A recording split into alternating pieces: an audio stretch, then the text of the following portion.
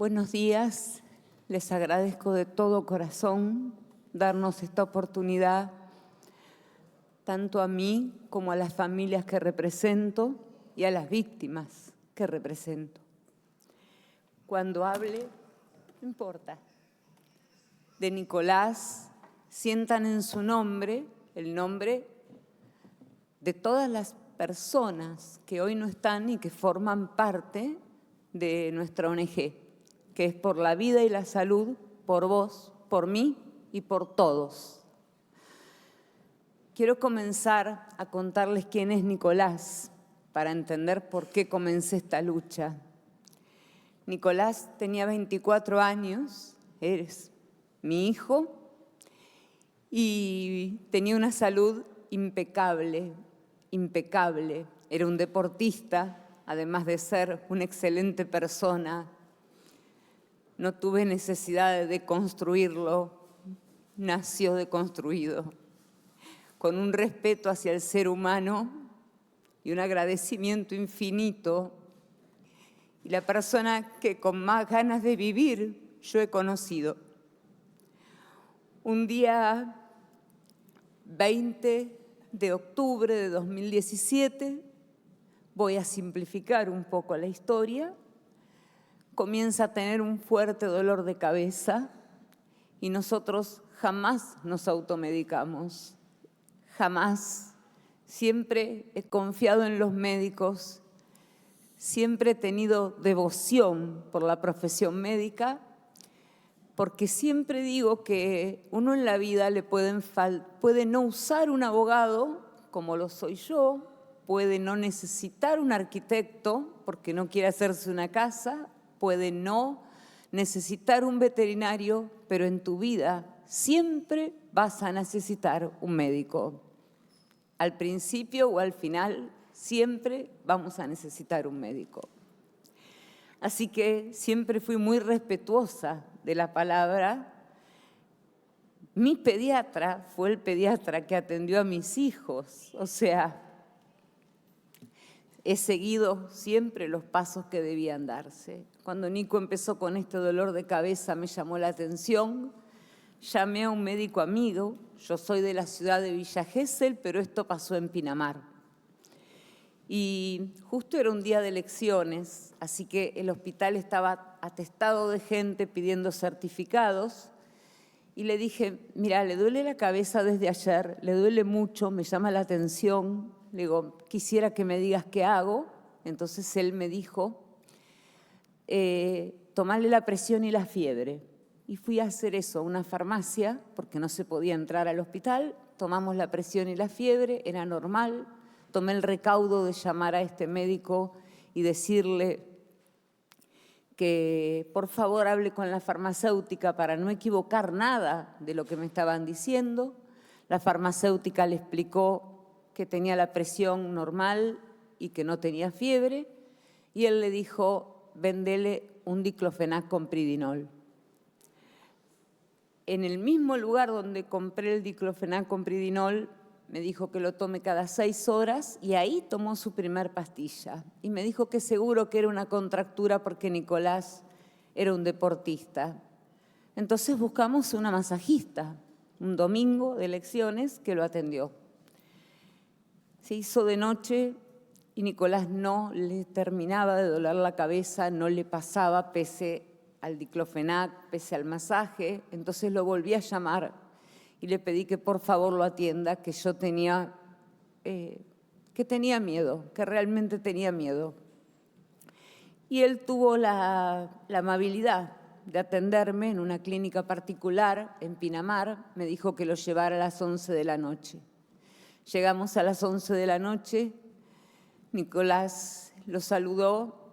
Él lo único que hizo en ese momento fue tocarle el estómago, le tomó la fiebre, la presión, lo agarró de acá y dijo, ¿qué te pasa, pibe? Estás contracturado, estás estresado. Y la verdad es que Nicolás no tenía motivo para estar estresado porque tenía una vida muy feliz, se había recibido de martillero público y estaba por abrir su inmobiliaria.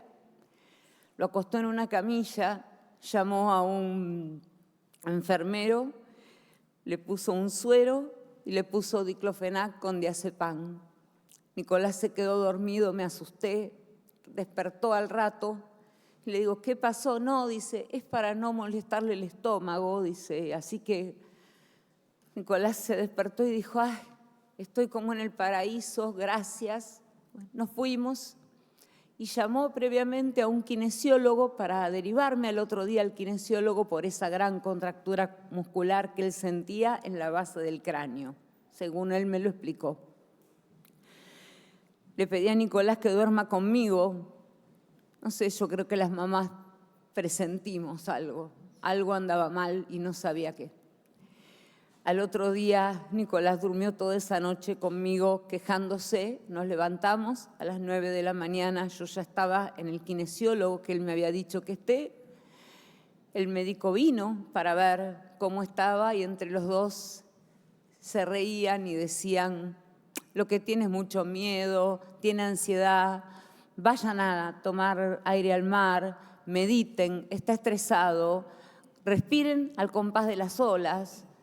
Y entonces le dije, Nicolás, ya van no sé cuántos comprimidos que toma de esto y cada vez le duele más y cada vez lo veo caminar peor. Gabriela, esto es una contractura en la base del cráneo. ¿Quién sos? ¿La doctora Rímolo? Le dije, no, soy la mamá. Le digo, ¿y te está diciendo que le duele mucho? Entonces en ese momento me dijo que vaya tranquila, que esto era algo, yo sé que para los médicos va a sonar terrible, porque después con el correr de los años lo aprendí. Me dijo, esto es un síndrome de Arnold-Chiari. Después me enteré que eso era algo congénito, que era gravísimo y que no podía tenerlo Nicolás. Me mandó a mi casa, a la 1 de la tarde lo volví a llamar, le dije, Nicolás no puede más, camina mal, está mal, te pido por favor que vengas. Y como él tenía que llevar a su hijo a un psiquiatra en Villa Gesell, tuvo la amabilidad de venir hasta mi casa. Llegó y para resumir, durante todo el día lunes atendió a Nicolás, lo vio 3 veces, nuevamente le puso una goma en el brazo, lo inyectó nuevamente con diazepam y diclofenac. Atrás de eso le puso una dexametasona. Después de eso, Nicolás tenía fiebre y le dio algo para bajar la fiebre y terminó diciéndome a las 11 de la noche que le dé un ketorolac. Nicolás caminaba así por mi casa y yo le lloraba y le pedía por favor lo único que yo conocía, que era una tomografía. Yo no soy médica, yo confiaba en ese médico y necesitaba, aunque sea una tomografía o un análisis complementario. Quizá a ustedes no les suene porque viven en una ciudad, pero los que vivimos en Villa Gesell, en la costa o en el interior, no tenemos tantas posibilidades de visitar tantos médicos. Las clínicas están todas cerradas y lo único que queda es un hospital público, en mi ciudad, por ejemplo. Al otro día a la mañana, esa misma noche llamó nuevamente al kinesiólogo amigo y le dijo que nos adelante el turno, que íbamos a ir el martes, y volvimos a ir. Pero ya esta vez Nicolás despertó a las 6 de la mañana, yo lo toqué y hervía. Así que lo llamé al médico a los gritos y le dije que yo estaba yendo para la clínica, que le pedía por favor que le haga análisis a mi hijo. Y me dijo que lo deje pensar. Le dije, no sé qué es lo que vos pensás, pero yo salgo para la clínica y eran las 7:30, llegué a las 8 menos cuarto a Pinamar. Todavía no había llegado nadie, todavía no había llegado la laboratorista. Entonces le hicieron un análisis de sangre a Nicolás, le hizo hacer una radiografía de cervicales. Nuevamente me mandó al kinesiólogo para que le siga haciendo masajes. Nicolás lloraba, decía que estaba angustiado. Nicolás tenía 24 años, no era un nene, explicaba perfectamente lo que le dolía. Cuando estábamos en el kinesiólogo dijo, ¡buah! No es necesario, pero como me lo pediste, conseguí un turno en el hospital para hacer una tomografía. Y el turno que me había conseguido era para 7 días más tarde. Le digo, esto es ahora, es ya. es urgente. Bueno, entonces consiguió un turno para las 10 de la mañana. Llegamos al hospital, le hicieron una tomografía. En la tomografía decía, lo único raro que había era una, según él, ¿no?, una sinusitis de vieja data, una sinusitis inactiva. Volvimos con él y con mi hermana y Nicolás a la clínica nuevamente, lo volvió a revisar, ya Nicolás no se podía sentar. Él miró en ese momento los estudios, los análisis de sangre que yo lamentablemente no supe leer ni entender.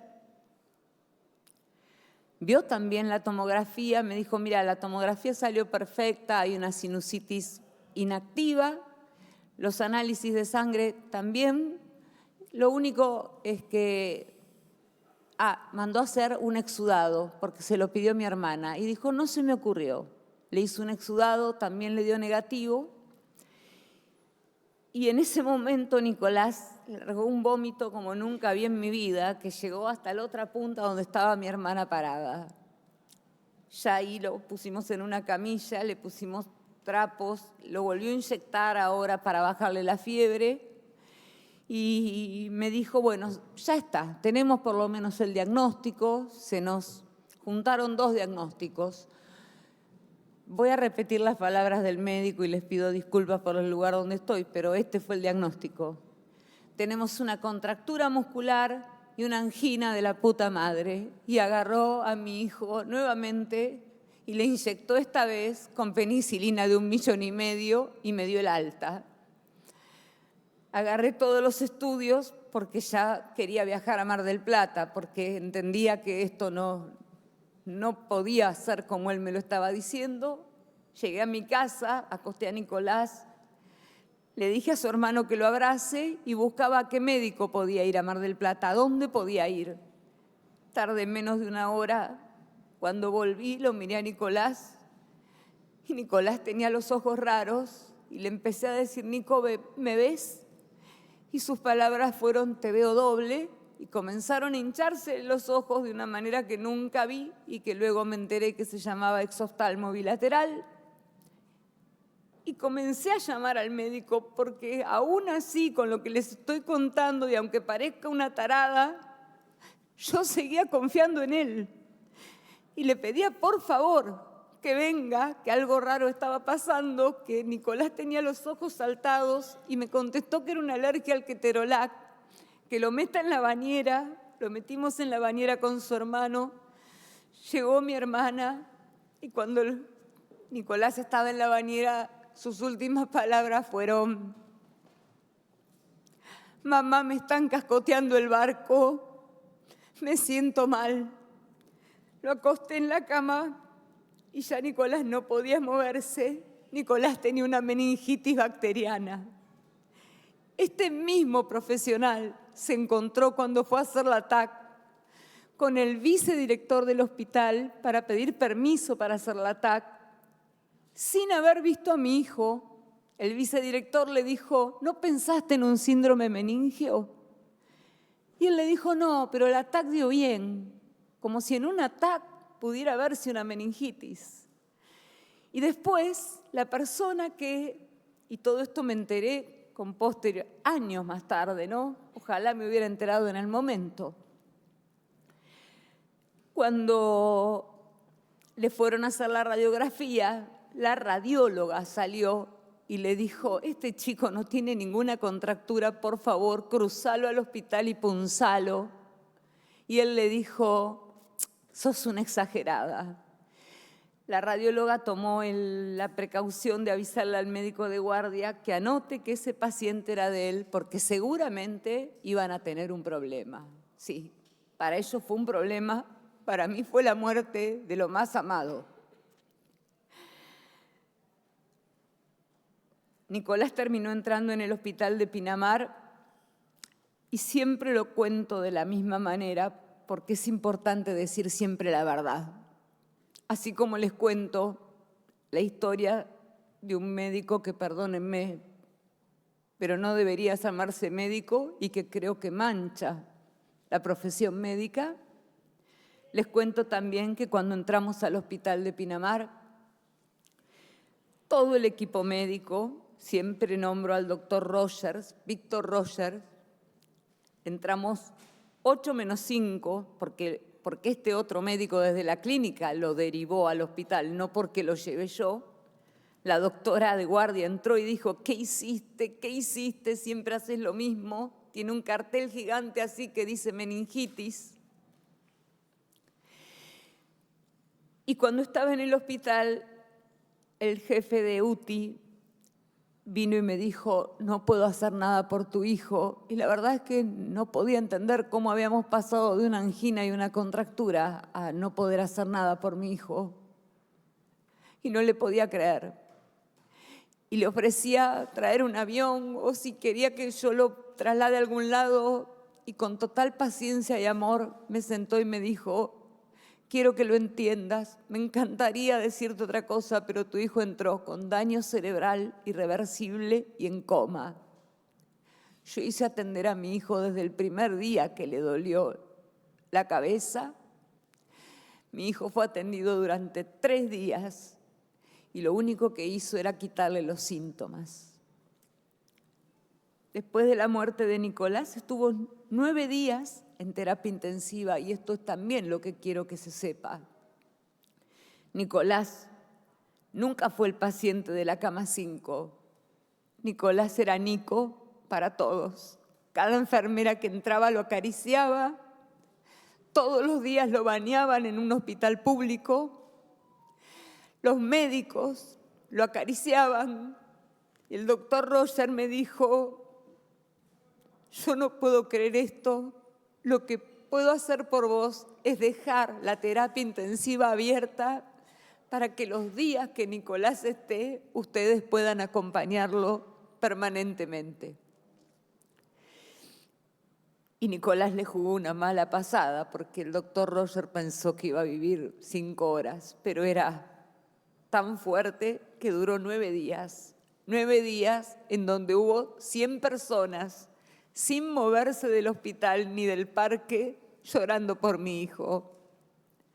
Cuando me fui del lugar, lo abracé al doctor Roger y le dije que le agradecía. Y él se quedó mirándome y preguntándome qué es lo que agradecía. Le agradecía la humanidad. Le agradecía el haberme podido despedir de Nicolás 9 días de esa manera. Le agradecía cómo todo ese equipo había trabajado con Nicolás, queriéndolo.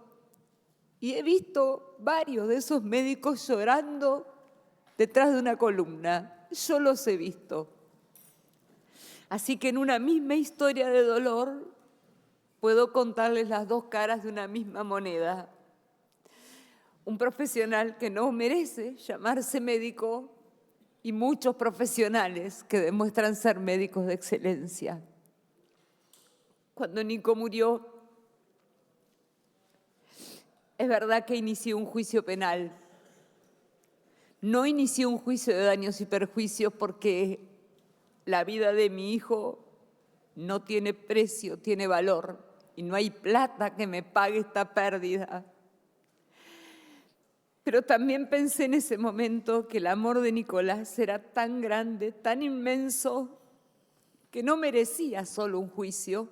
Así que empecé esta lucha. Primero me pregunté, ¿por qué a Nico? ¿Por qué a él? Y empecé a buscar en internet y encontré que no era solo a él, que había muchos. Y así me encontré con algunos de mis compañeros de la ONG que están hoy acá,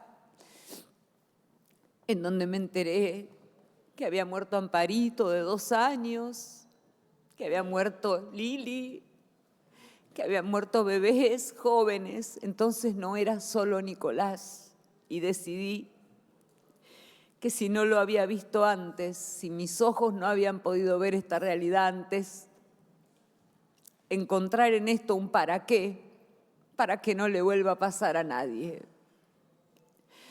Para que ninguno de sus hijos sea atendido de la manera que fue atendido Nicolás. A mí me parece que la medicina es algo tan importante y que entiendo que es una profesión libre, ¿no? pero que es imposible que el Estado no esté observando qué es lo que ocurre. Porque no podemos negar que todos somos seres humanos y que los títulos no beatifican, no nos hacen santos.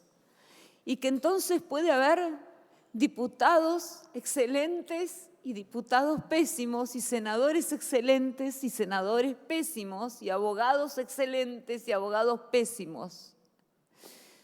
Pero que en esto se nos está yendo la vida, ¿no es cierto? En cualquier error tiene solución. La muerte nos va a llegar a todos. Lo único que les pido es que no le demos ventaja. Es imprescindible y urgente tener un control. Por ejemplo, si nadie tiene nada que temer, un control de las capacidades psicofísicas y psicológicas de los médicos, un control de qué errores se producen en un hospital o en clínicas privadas. ¿Un control para qué? Para poder salvar el error, para decir por qué nos estamos equivocando en estos y tratar de enmendarlos, como lo haríamos cualquiera de nosotros si nos equivocamos y vamos a un psicólogo. No vamos para que nos sancionen, vamos a ver cómo lo solucionamos. Esa es la idea de esta ley. Yo sé que me van a decir que en este momento existe un control y que en ese control en la mayor parte del país están los colegios de médicos. Y en esto quiero ser muy clara porque a mí me dolió mucho y porque sé que lo que digo es verdad. En Buenos Aires existe un decreto que es el 5413 y que dice que los colegios de médicos deben preservar la vida y la salud de la población y controlar el acto médico. Cuando pasó lo de mi hijo, lo primero que hice fue recurrir al colegio de médicos. No fui a la justicia, fui al colegio de médicos a explicarle lo que pasó porque no quería que ese médico siga haciendo esto. Sin embargo, el colegio de médicos me dijo, esto es una animalada, no puede ser, pero agarró todos mis papeles, los apartó, me dijo que vaya a la justicia y no hizo nada. Y el mismo decreto dice que pueden hacer sumarios. Entonces, aquella delegación que el Ministerio de Salud y el poder de policía que tiene el Ministerio de Salud hizo en los colegios de médicos, me parece que debería ser como un poco más estricto, más humano y más honesto. Que no exista un mal corporativismo, que pongamos a todos en la misma bolsa. Y no estoy buscando castigo, estoy buscando humanidad, estoy buscando enseñanza, estoy buscando no más muertes y daños que son evitables. Yo voy a cerrar esto leyéndoles algo, porque fue lo que me motivó a esta lucha que lleva ya 7 años. Primero escribí eso: si tu vida derramó tanto amor, que tu partida sirva para salvar a otros. Y además, y esto no lo puedo inventar, mi hijo murió el 2 de noviembre, pero el 20 de octubre de 2017, sin saber lo que le iba a pasar, él escribió esto y hoy se los quiero leer para que escuchen la palabra de un pibe de 24 años que también les está hablando hoy a ustedes. 20 de octubre de 2017. Una muerte es una tragedia, 1 millón, una estadística. Quizás suene crudo y más si se sabe de quién viene, pero es bastante certero en este caso. Hoy, viernes 20 de octubre de 2017, veo y leo mucha gente que se siente mal y no puede creer lo que ve por la tele, que de forma directa carga con la culpa a quien le parece y de forma indirecta se desliga de la culpa de una manera tan inocente que roza lo senil. Hoy no le resto importancia y entiendo el dolor que causa este hecho, pero debemos parar la pelota y razonar. ¿Cuántos muertos por droga? ¿Cuántos por robos? ¿Cuántos por corrupción? ¿Cuántos por impunidad? Muertos en vida por el analfabetismo, por la exclusión. Gente que va a morir sin poder leer esto ni razonarlo aunque se lo explique. Hoy, el nombre que muchos están pensando, ese que gana primeras planas, horas de TV, vale lo mismo que los miles, los millones no recordados. Los que no venden minutos al aire, los que no dan rating, los que con su currículum de sin techos, adictos o víctimas de violencia en su hogar, no alcanzan para grabarse en la retina ni para que marchemos por ellos. Hoy, la justicia, el culpable, soy yo y sos vos. No busques más allá de lo que somos como sociedad. Esas fueron las palabras de Nicolás. Yo les pido, por favor, no hay derecho más importante en el mundo que el derecho a la vida y a la salud. Es el derecho humano constitucional más preciado, porque sin vida no hay posibilidad de ejercer ningún derecho. Y porque además nuestro país se unió a tratados internacionales, por ejemplo, los niños, en la Convención de los Derechos de los Niños, donde pone la salud como primordial. Y esto es lo que nos debe dar la lucha. El año pasado tuvimos una condena, yo no sé si ustedes lo saben, pero ha condenado al Estado argentino la Corte Interamericana de Derechos Humanos. ¿Saben por qué? Porque en la Argentina, en un caso de mala praxis, tanto la mamá que murió como el hijito que murió, nadie lo escuchó. Ni primera instancia, ni segunda, ni la Corte, ni lo civil, ni lo penal. Sin embargo, el Estado argentino el año pasado, caso Brites, Arce Brites, condenó a la Argentina por terrible muerte de esta mamá. Existe una ley importantísima, que es la ley de parto humanizado. Quisiera que ustedes vayan y busquen en los hospitales. Dice, tendrá la más alta sanción. Quiero que busquen y traigan a Cámara de Senadores. ¿Cuántos expedientes se abrieron por el incumplimiento de esa ley que tanto costó? Yo les pido con el corazón que olviden diferencias políticas, que entiendan que realmente les hablo desde el amor, que realmente me costó mucho trabajo y aprendí muchísimo al cruzarme con médicos, con enfermeros, que me dieron su mano y que no me dijeron, shh, la mala praxis no existe, porque sería lo mismo que decirle a una mujer violada, no te violaron, te hicieron el amor un poquito rápido, violentamente. Mi hijo murió por mala praxis, no les tengamos miedo a las palabras. Tratemos solamente de visibilizarlo y tratemos de solucionarlo entre todos. Y entre todos es como dice la Organización Mundial de la Salud. Entre todos somos los pacientes, el personal de salud, nuestras autoridades. Todos tenemos que tener el compromiso por la vida y la salud. Les agradezco enormemente y les ruego que sea ley. En nombre de Nicolás, en nombre de los que su nombre representa y en nombre de todos sus seres amados, para que no les vuelva a pasar.